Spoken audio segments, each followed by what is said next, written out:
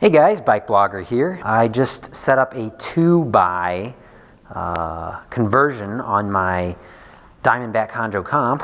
I had originally done a single speed conversion, and now I've added a second gear on my bike. So I removed all my gears and I just did one gear, and now I'm doing 2 gears.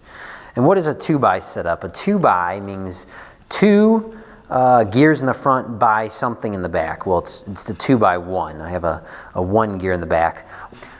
So what I did was I had left over from my 1x project, my 1x9 Le Mans bicycle. I did a playlist on that. Link in the description below, of course.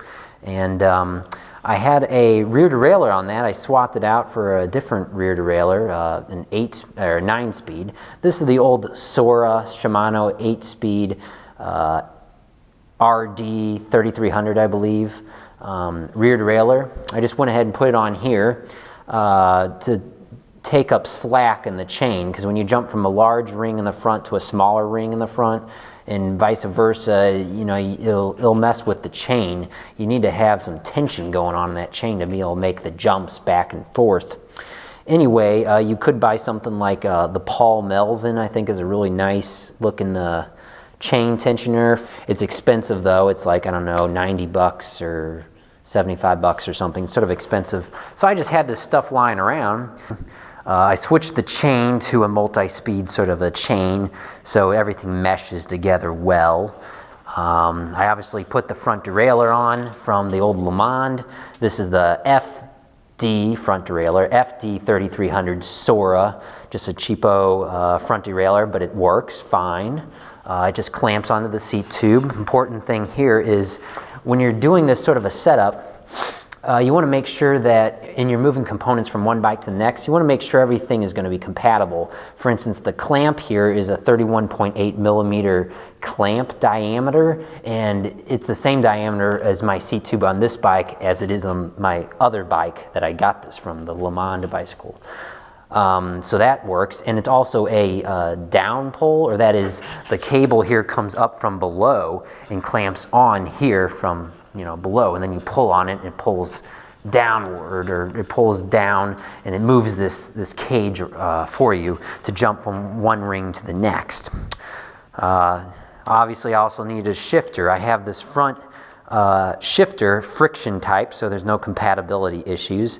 Shimano, what was that? It was what was the shifter's name? SLBS77. I use the rear shifter, which is index type, which is click, click, click, on my Le Mans bicycle, and I keep talking about it. This is my Le Mans bicycle. I did a 1x9 setup on it, and I got a downtube shifter on it. I actually took the bar end and used it on the downtube. Anyway, getting back over here, I actually installed the bar end shifter on this bike, so we'll go ahead and pedal. I'm in the little Chainring, and to shift up, you just pull up on this friction type shift lever. Again, you won't really hear it click. It's just all friction, so you just pull up, and we just made our shift. And to get down to the lower one, you just push down on this lever.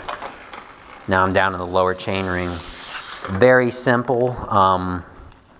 Seems to work really well. I'm a big single speed fan, but since putting these really heavy, I mean, these studded tires, they add a lot of weight, a lot of rolling weight, rotational weight, and it is more difficult with all my same gearing set up to start from a stop. You know, I have to constantly stop at all the stop signs in my country, and it's really annoying, and especially more annoying when you got a heavier bike. Again, you know, I like single speed because there's not a lot to, you know, that can go wrong with it. Here I have extra stuff. Obviously I installed the front derailleur, a rear derailleur. It's just to take up the chain slack, really, but so I don't really need to worry about anything so much going wrong with it. But you know, I got another cable now coming down in my cockpit up here, so it's you know, just an extra thing. It doesn't look quite as nice as it was before, but I mean, oh boy, it sure will be easier for me to start from stops and climb some bigger hills, I think. And my gearing, I have a 46 tooth, and a 36 tooth chain rings. The big one has 46 teeth. The little one has 36 teeth. And the cog on the back, I've switched now to a 16 tooth cog. We'll see how it goes. I'll let you guys know. Keep you updated on my 2x1 commuter bicycle. Thanks for watching.